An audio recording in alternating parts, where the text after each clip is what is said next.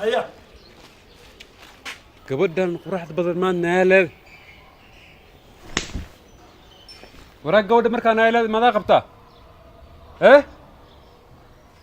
ani adiga waa maanta sug ninkan ani asaga waa maanta waan kala jijibini aabbahay waaye صدقي ما شاء الله يا